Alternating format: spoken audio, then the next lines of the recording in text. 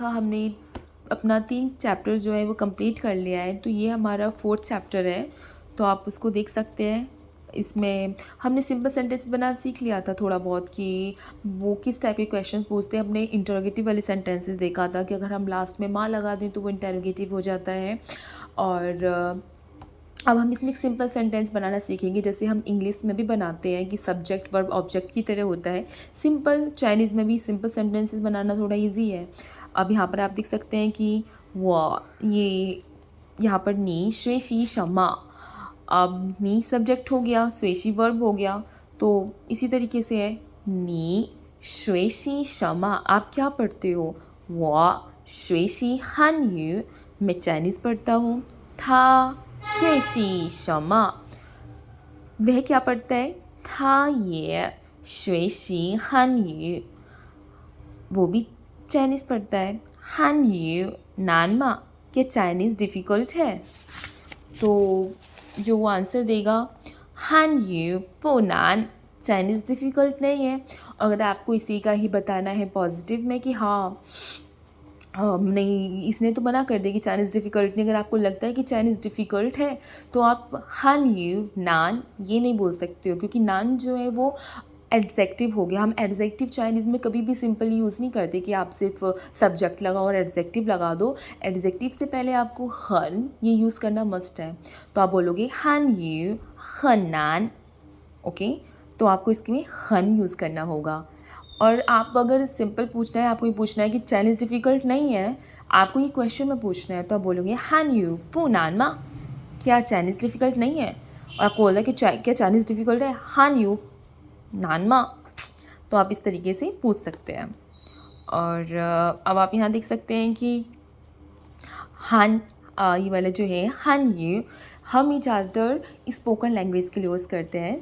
और अगर हमको रिटन लैंग्वेज चाइनीज़ का बोलना है तो हम उसमें वन यूज़ कर देते हैं, जैसे चुंग वन, ओके।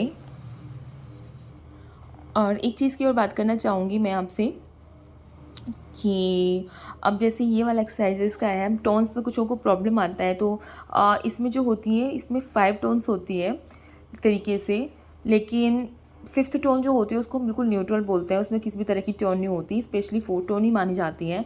जैसे यहाँ पर ये श्वे है, ये फर्स्ट टोन है, ऊपर राइज कर रहा है तो ये सेकंड टोन हो गई। और अगर ये इस तरीके से घूम करके है तो ये 3rd टोन है, ये 4th टोन है, इसको हम फॉलिंग टोन बोलते हैं। तो बिल्कुल सिंपल फ्लैट में बोलना है तो हम उसको थोड़ा लंबा खींच के बोलेंगे श्वे। एंड जब ऊपर को बोलना है राइज करके तो बोलेंगे, अगर आप स्टार्टिंग में अगर आपको सबसे पहले सीखना है ना तो आप अपने हैंड से ही सीखो उसको थोड़ा राइज करके, तो आप उसी के तरीके से बोलेंगे। जब हमको हैबिट पड़ जाता है तो फिर हम उसमें बोलने लग जाते हैं श्वे। और सेकेंड वाला श्वे, एंड थर्ड श्वे, एंड फोर्थ इज श्वे, ठीक है।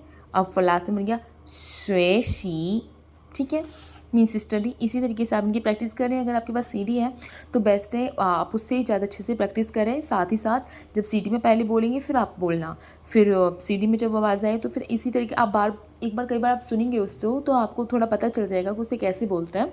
और अगर प्रॉब्लम होता है तो मैं ओपिनियन वाला भी एक वीडियो बनाऊँगी।